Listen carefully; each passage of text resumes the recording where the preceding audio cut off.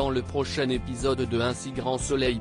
Tandis que Ludo entame un nouveau chapitre de sa vie, Arthur vient en aide à une patiente. Berthier reçoit quant à lui une mauvaise nouvelle. Attention, les paragraphes qui suivent contiennent des spoilers sur l'épisode d'Un si grand soleil diffusé demain soir sur France 2. Si vous ne voulez rien savoir, ne lisez pas ce qui suit. Mercredi 17 novembre dans Un si grand soleil. Ludo entame un nouveau chapitre de sa vie et c'est la dernière journée de Ludo en tant qu'escorté. Alix le rejoint à l'hôtel pour le remercier de tout ce qu'il a fait pour elle. Même s'il s'est bien amusé, il souhaite désormais profiter de sa nouvelle vie et se consacrer à sa petite amie.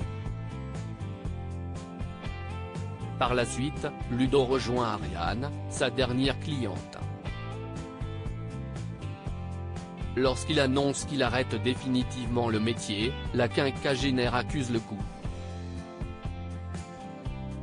Très attaché à elle, le jeune homme indique qu'ils pourront rester en contact mais en tant qu'amis.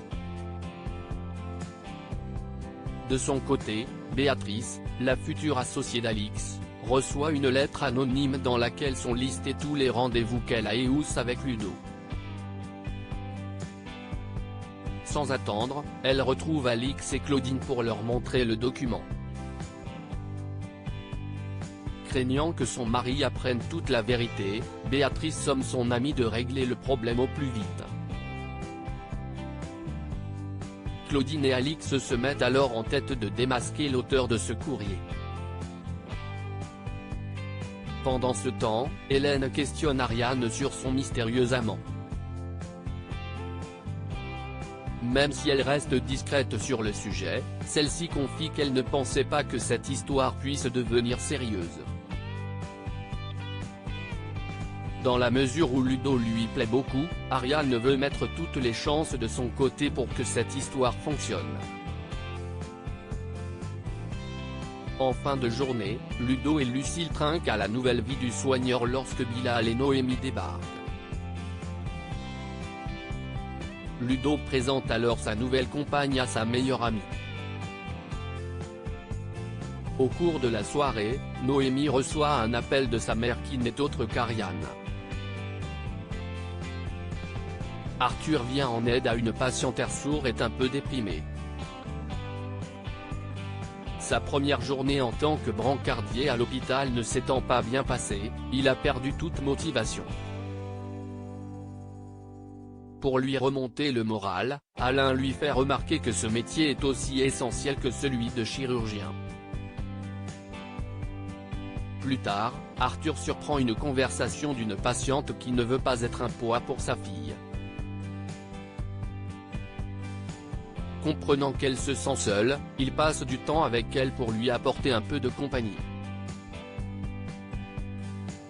Par la suite, il profite qu'elle se soit endormie pour appeler sa fille. Quand elle apprend que sa mère va subir une opération chirurgicale, la jeune femme se rend immédiatement à son chevet. Si le fils Bastide pensait avoir fait une bonne action, David lui reproche d'avoir violé le secret médical. Il lui conseille donc de faire attention à l'avenir en précisant que son action aurait pu avoir de graves conséquences. Berthier reçoit une mauvaise nouvelle. Berthier annonce à Elisabeth qu'il est entré en contact avec l'assurance pour se faire rembourser les frais de l'accident. La femme d'affaires s'étant montrée très courtoise à son égard, le comptable est soulagé. Convaincu qu'elle ne lui en veut plus, il pense que sa patronne est passée à autre chose et qu'ils vont pouvoir repartir du bon pied. Plus tard, Elisabeth questionne Myriam sur ses cours du soir. Même si elle trouve cela passionnant, la jeune femme n'est pas sûre de vouloir plus de responsabilités. Certaine qu'elle est faite pour cela, Elisabeth l'enjoint à s'accrocher.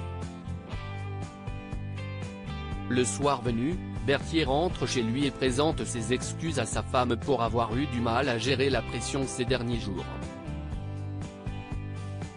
Mais sa bonne humeur s'effondre lorsqu'il découvre une convocation pour un entretien préalable au licenciement. Anéanti, le comptable fait une crise d'angoisse en comprenant qu'il va être renvoyé.